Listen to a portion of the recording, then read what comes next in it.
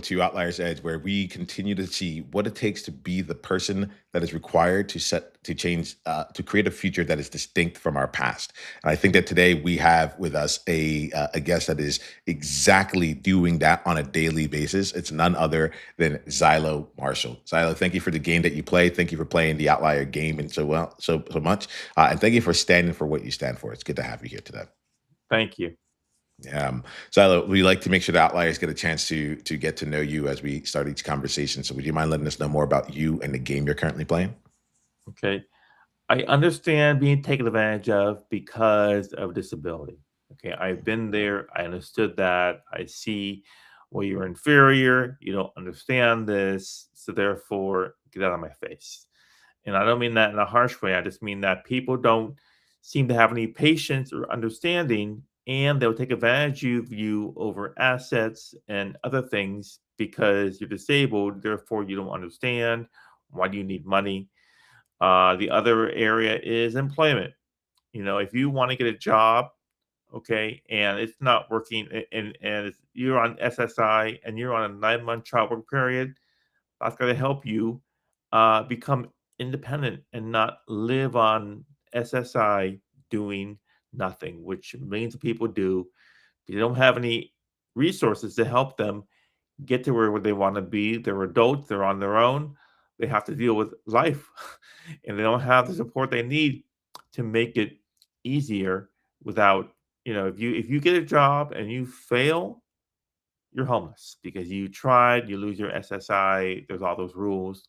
When it goes back to legal issues, civil legal issues, you don't have an attorney, you don't have the assets. How can you have somebody protect you in those legal matters because you don't have the resources and therefore you're stuck with no support? So what I get about you, Zylo, is that like the things that you work on are actually like life and death, or livelihood and death is the way I look at it here. Like it's not just a nice to have in here. You really stand for something that matters out in the world, right? Yes. Um, you have it here as your moniker, like a national disability rights activist, right? Yes. And so like tell me about like your journey to really owning that and saying and not playing, not choosing to be on the sidelines with this, but actually choosing to be like in the forefront and not just for yourself but for others. Tell me about your journey with that. Well, I wouldn't mind being a speaker. I have to work on toning down and understanding how to be able to speak. But we need those with disabilities. We need those who are attorneys.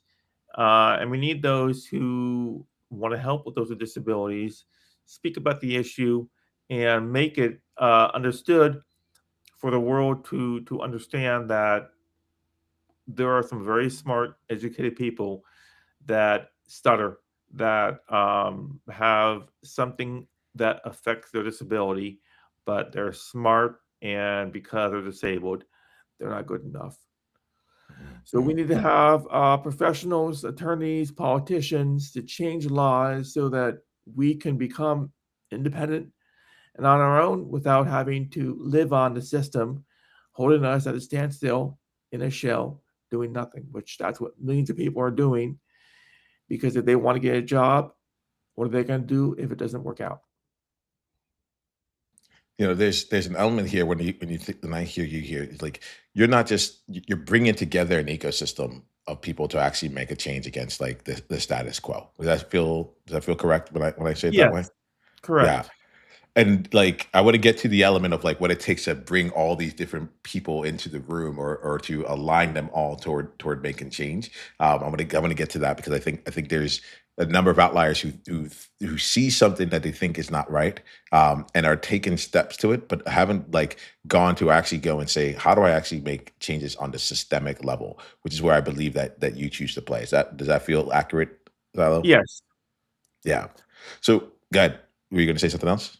There's as you can see here, I'm talking about two aspects. And I don't want to confuse the two because I'm going back and forth.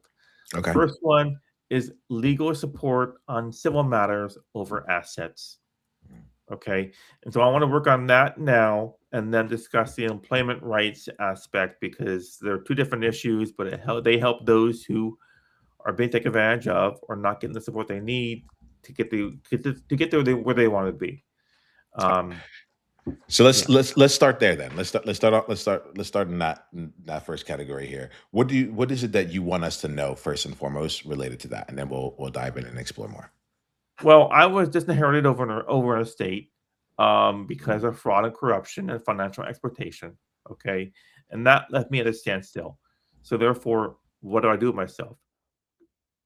So therefore, I need legal help, and I'm pretty sure millions and millions of other people who are being taken advantage of are stuck because they don't have the support they need in legal matters over assets, over $100,000.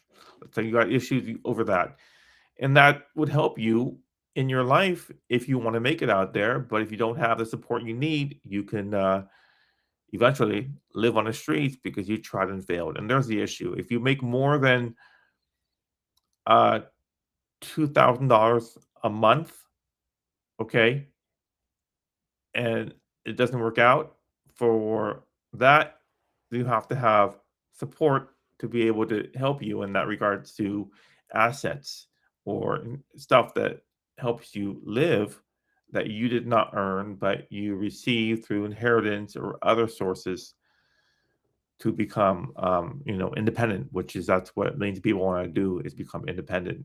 But they can't because they're being taken advantage of because of their disability. So if I'm getting you right here, there's 'cause you said a couple things here, and I want to make sure I'm actually like following fully. One, Right. there's an element here but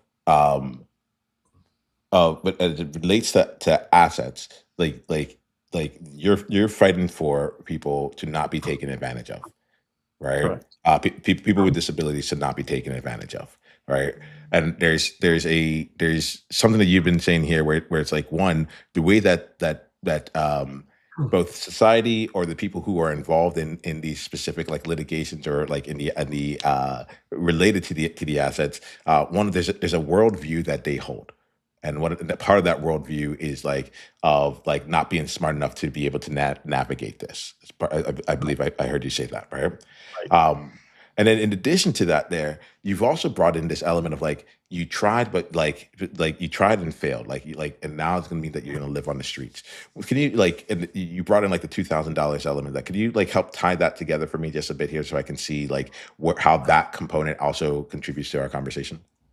Okay, so those on SSI, okay, let's just discuss SSI by itself. Those on Mhm. SSI are only allowed to have a maximum of $2,000 in assets. If they have more than that, then Social Security is going to say, "Why are we paying you? You have enough money." Okay, so we're going to stop your payment. And so they will not, or they have not raised that to 5,000 or 6,000. So therefore, people with disabilities are stuck because they can't get the support they need to become independent, and that's why I suggested the 9-month trial work period, and that's got to do with you trying and try to make it out there on the basis of a 9-month trial work period. And I can go in more detail about that um, when the time is appropriate, but it's very very important to discuss that. But again, you need support under legal issues in regard to civil legal issues. Yeah, yeah. So if I'm hearing you, there's like you've noticed that there's a fine line, right? Where it's like Yeah, like if you go beyond to the $2,000 in assets, then then you lose the additional support from SSI, and then it becomes a like a catch 22 because it's like without that now you're in a more precarious position than you had with it, right? right. And so and let me get this. Is there like an underlying element where it's like if you come off of SSI, you don't get back on it? If you go back underneath it, is that what it is? Like, let me just check in there. Like, so if someone goes to like over $2,000 in assets, then and SSI comes off, is it possible for them to come back on? 6 months from now, which Okay. means for 6 months they're going to have to get an attorney or somebody to help them out. How are they going to live if they don't have any money or resources to live on? And Mhm. so that's why millions of people are on the streets. because Mm. they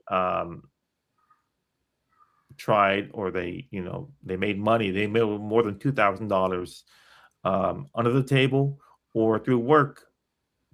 They made more than that. That affected their SSI, so they can stop it because the law says you make more, then you don't get the support you need to live on SSI that pays you to more or less do nothing.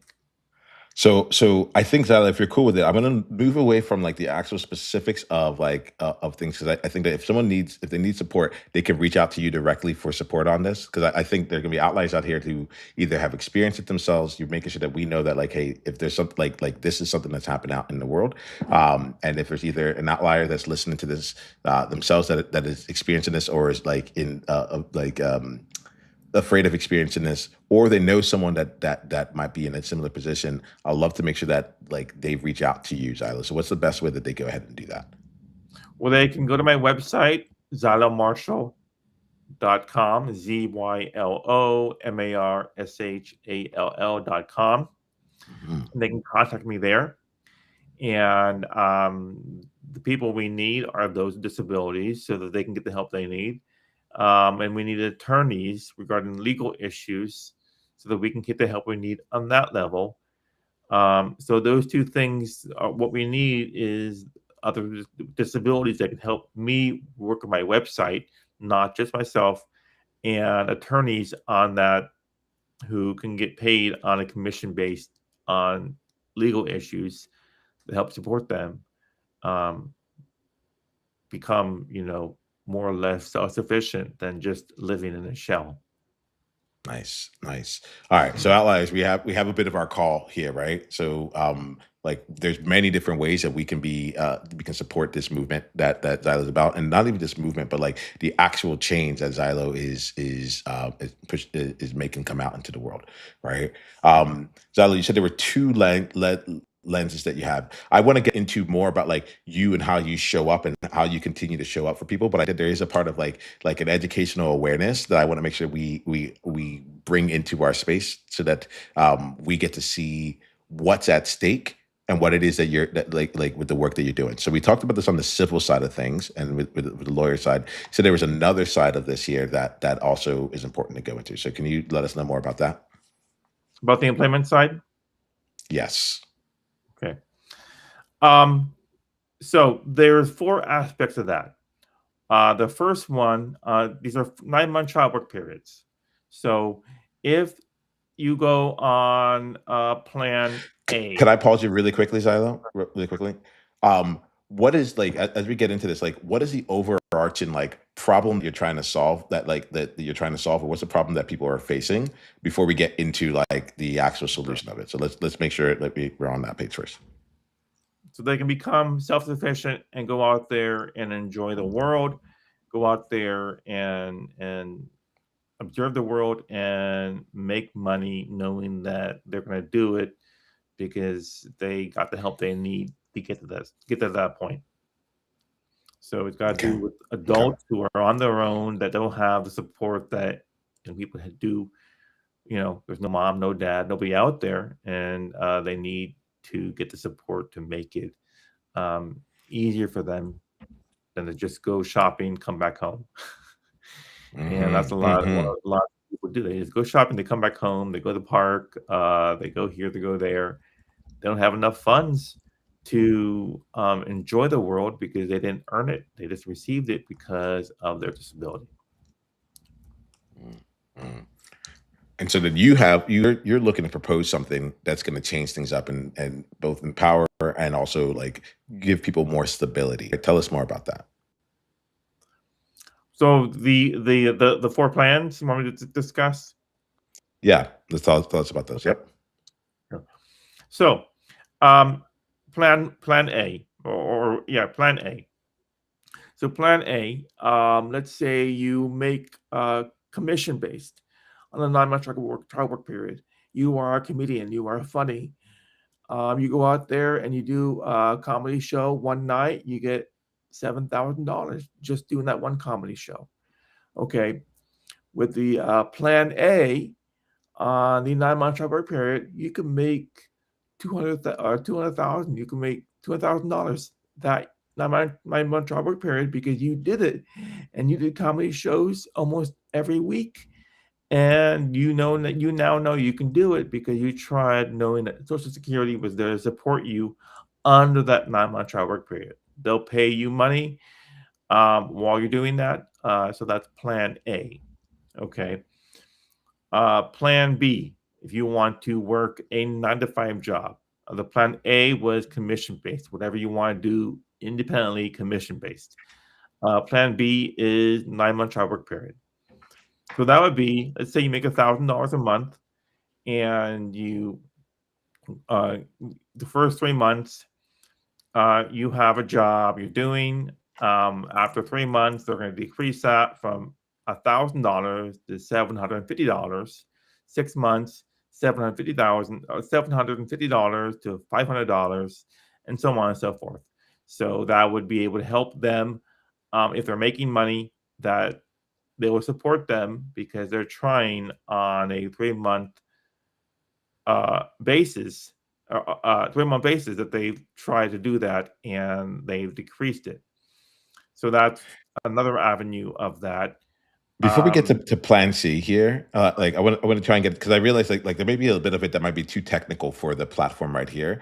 right, So I want to make sure that like the I think one of the best things that we can do is make sure that like outliers know about the problem and that there are different solutions available. You know, and so there's a I think the questions that come to my mind is one, if someone wanted to go through and they're like, okay, I want to know more about these things, right? I don't know if the podcast platform is like the best way to like communicate the specifics of it. What right. would be the best place for them to get those specifics? Well, they can contact me on my website, Okay. and we can communicate that way.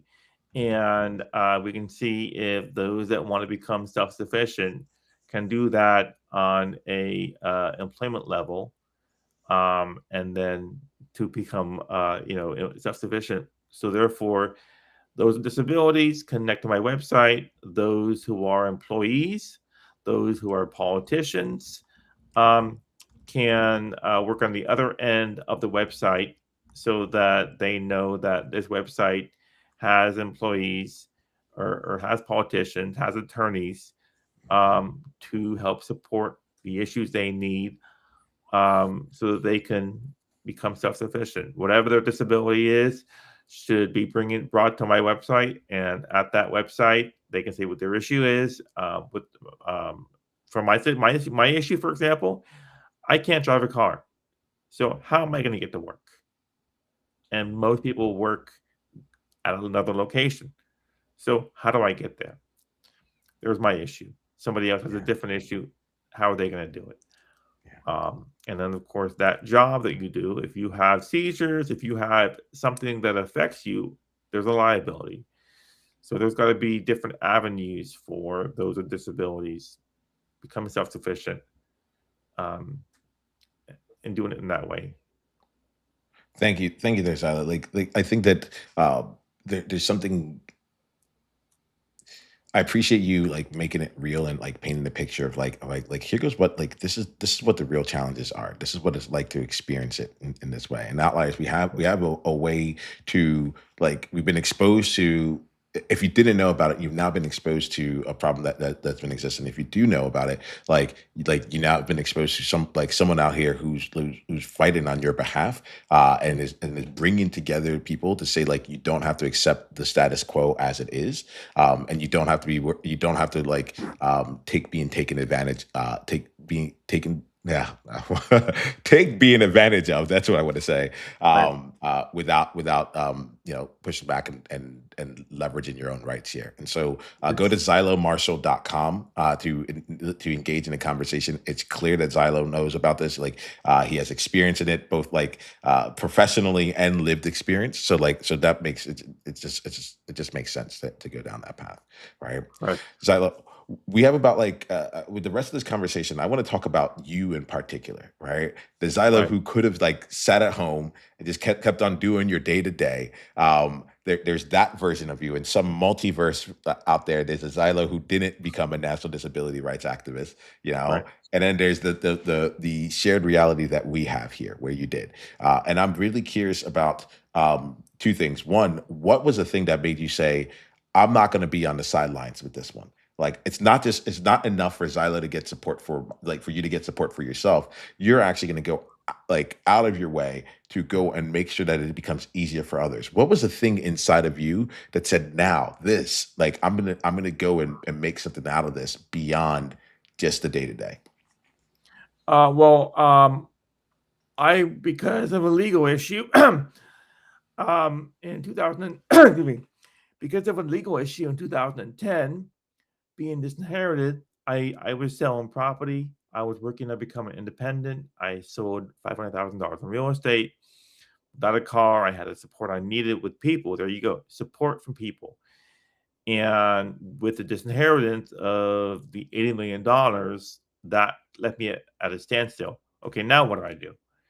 And that stopped me from doing that. So I said, well, okay, now that I lost my inheritance, now that I lost my career, now that I don't have anything to look for, what am I going to do with my life for the rest of my life? And that's one issue many people face. What am I going to do for the rest of my life? And so I said, okay, so those with disabilities have these issues as well, just like myself.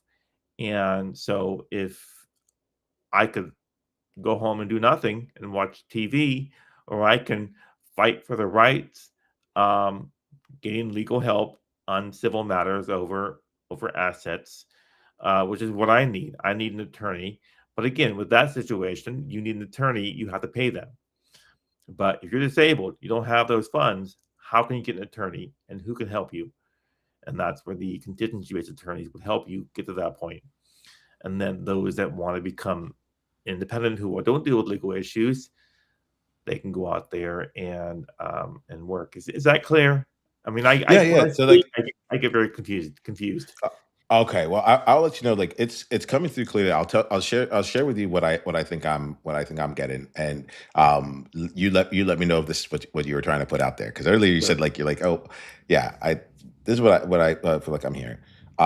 One, you had, like, there's a time in your life where you had set things up for yourself to be independent and successful. You had an inheritance that you could rely on, and you also and you also had employment, or found like, yeah, you found employment through the real estate world that was bringing in money where you can also, like, rely on that. Both of those things fell through. One of them you got disinherited, and the second one is like the job itself fell through, right? And throughout that period, you needed support from other people in order for you to be able to uh, act upon it and take action on it. So far, so good. Does this feel aligned, Yes. Zylo? Yes. Okay, cool. So that's coming through, and part of why I'm saying this, Zylo, is I want you to understand. I want you to get, like, a reflection back on how your message is coming through, right? So that, like, because sometimes we say it out in the world and we don't get the reflections that came in. So Right. I want you to know, like, what you're saying is coming through, right? So so now you found yourself in this position, uh, where you've been disinherited, and the way that you're bringing in income also has fallen through, and you're like, I need support, right? Right. And so you found, what I'm getting from you is that through your journey you found that, like, these are the types of supports that I needed from a legal perspective. But then Mhm. there's also, like, you still need your livelihood to go down. You have the legal perspective around the assets, but you Right. also, like, need to be like, how am I going to take care of my livelihood now that, like, the way I was making money is gone? So you kind of, like, you had both of these situations going on. One of them was on the Right. legal and asset front related to disinheritance, and the other one was like, I was making money this way. Now I'm no longer able to make money through that. Like, how do I continue to sustain my livelihood, because I want that independence overall? Let me check in with Yes. you. Does that feel aligned? That feels aligned. Yes, it does. Yes. Okay, all right. And then the last thing that I'm getting in here, and this is actually great here, is that, like, you yourself are not a lawyer, but what you've come in is like, because of your own lived experience of having to go through this here, you've had to go figure out, how do I find a lawyer? How do I go through these processes? What are all the different components that are involved in it? And as you're figuring it out, you're like, this is this is not something that people like. Not everyone can do this, and if I'm getting you right, not everyone should have to do this. And so, as you're figuring things out, you're looking at it and saying there can be a better way, right? Yes. And like there's like someone needs to stand up for the rights of people with disabilities so that like they aren't being taken advantage of, and they aren't like they don't have to go through what I'm going through. Let me check Correct. in with you. Does that feel like aligned as well? Yes, and what that is what's very, very important are speakers. So if you have a Mm, speaker on a podcast or at an event discussing these issues to yeah. attorneys, politicians, employees, or employers about these issues, then they can understand, well, what can we do to change these issues so that those with disabilities can become independent. So we need speakers. That's one of the most important things. The speakers that deal with a specific area of disability um, that right now don't have any support. The only support they get is the money from the government, and they will eventually decrease that because they won't have any more money. And then those receiving SSI, what are they going to do? They got no money, and they're just living maybe on the streets, which is one of the biggest issues people face. Well, if I don't Mhm, get my money next month because I got a job, I could be homeless for a few months or mhm. for the rest of my life. And that's a serious thing. Who wants to be on the streets laying on the concrete for the rest of their life?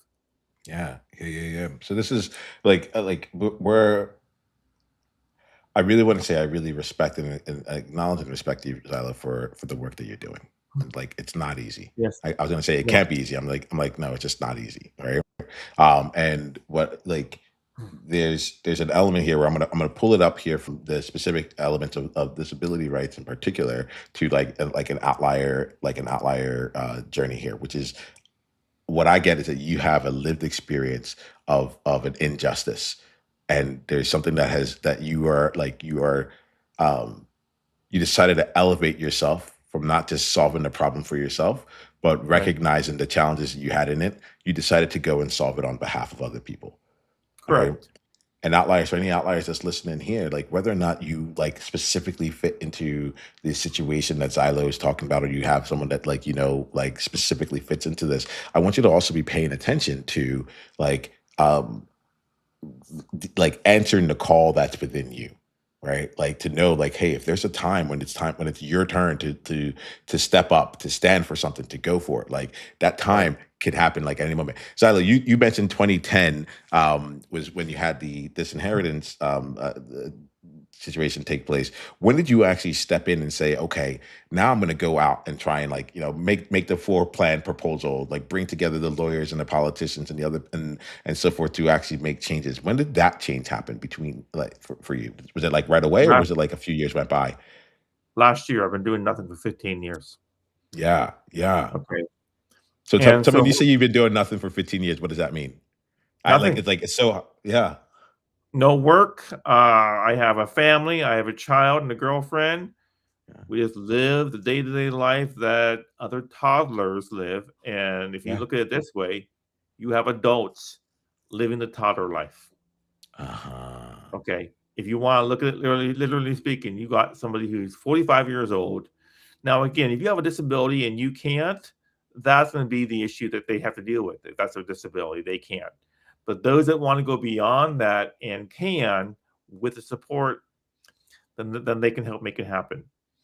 And so those are the ones that are self-sufficient. And I'm pretty sure there's millions of people out there with disabilities that are on their own, Mm. okay, and they're just living a day-to-day life, spending their money maybe to just pay for rent, and they get free food every month, every week, because they don't have any money to. They can't work. They don't have enough money to buy food. Okay, I've seen that happen too. So Zyla, I gotta ask. Like, I'm deeply curious about this here. Like, what was the thing? From what you're saying, you went 15 years of living in this state in a certain type of way, right?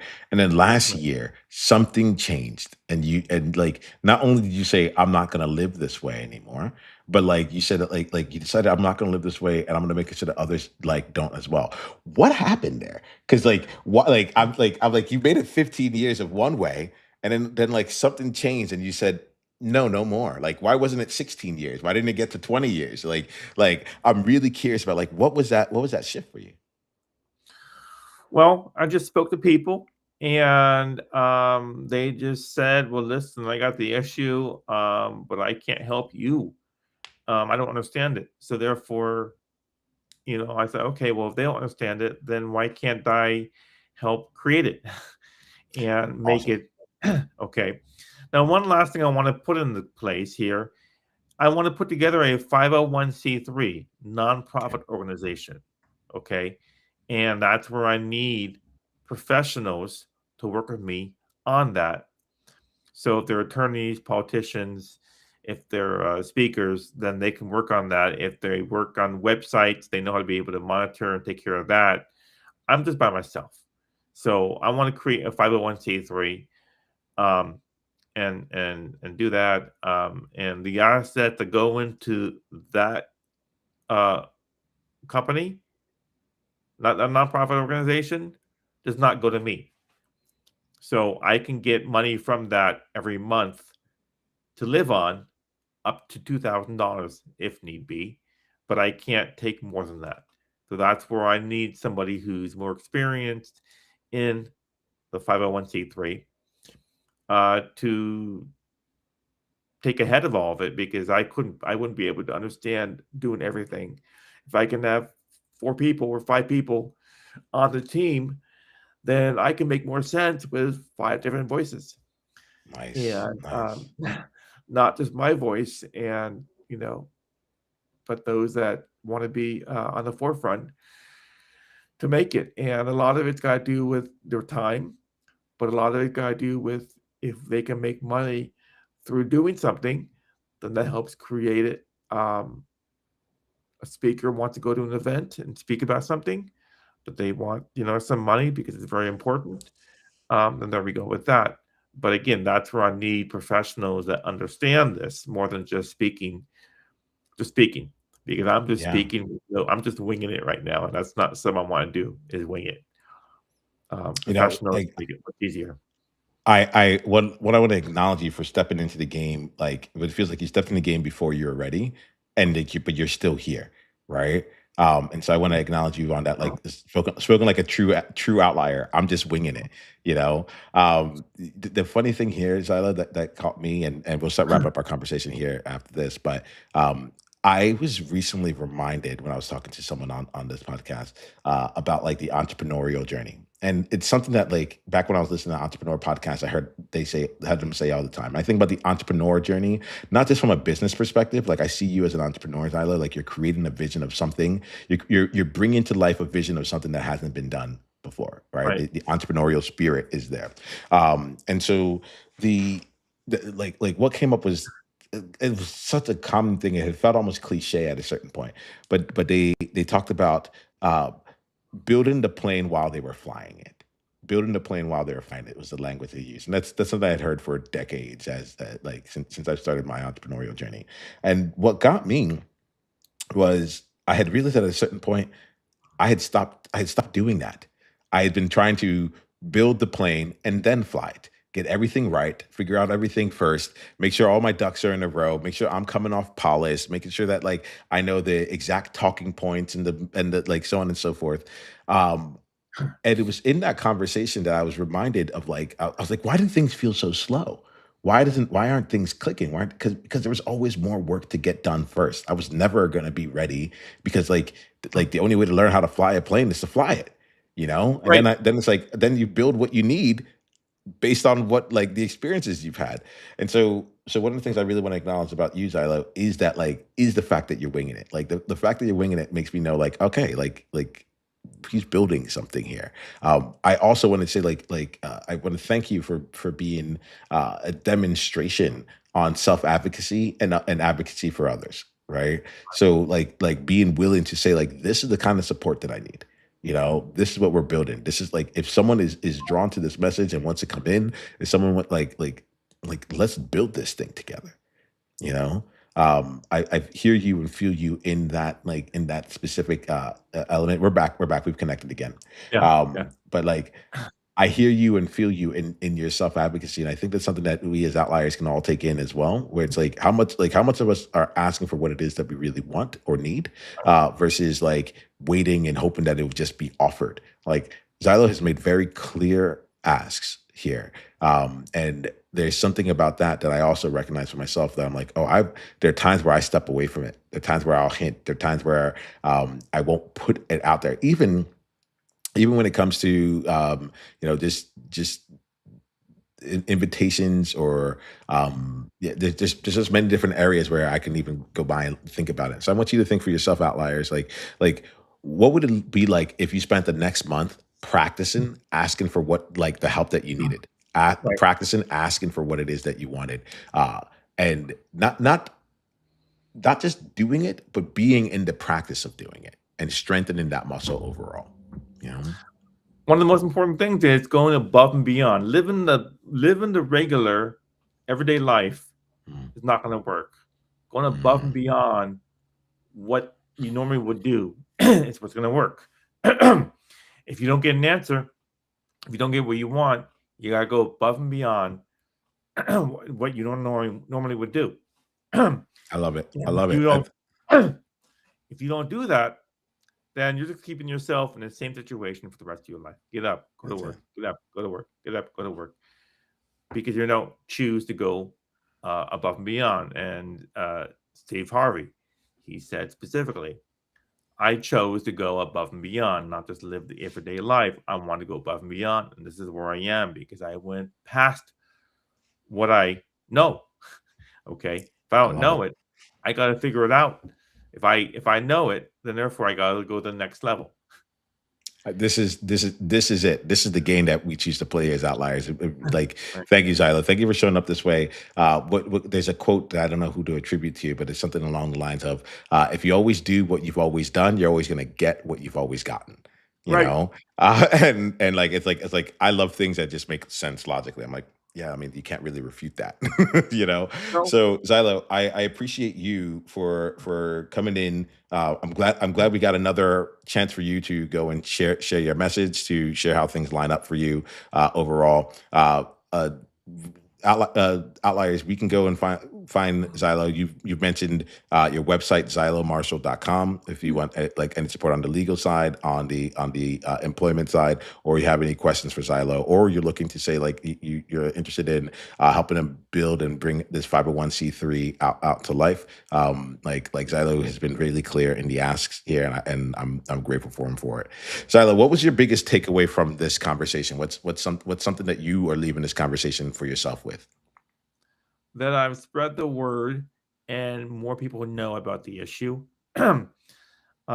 Because I'm talking about the issue. I'm not the disabled person living. I talk about the issue. And so I've been able to express it more to people that sit and think, okay, well now what can I do? Yeah, And so it's more or less speaking about the issue to get yeah. people involved. Yeah, well, thank you for continuing to open up the aperture, letting us see more into your world, and into like what it looks like to take a stand for something, and to let your lived experience do something. Like, I love the fact that you're like, one day I realized it was up to me, and so I decided to do something about it. You know, Right. outliers. We're going to end for this conversation here. Remember this: until the next time we talk, go ahead and be you on purpose. And if you want a place to be you on purpose, where you get a chance to be surrounded by other people who've decided to get off, like to not just watch life happen to them, but to be an active participant in changing their environment and the status quo around you, you should come and join us inside of the Outliers Edge world, where we create intense experiences to up level who you are being in the world, so you stand with more integrity and you're able to take on the different challenges that come with bringing something to life that hasn't been done before. You can go to school.com/outlier to come and join us there. There's a QR code on your screen right now that you can go ahead and scan as well. All right, we are very much looking forward to what we create together. Go forth, be you on purpose. The world needs you. Journey on. Thank you. Thank you.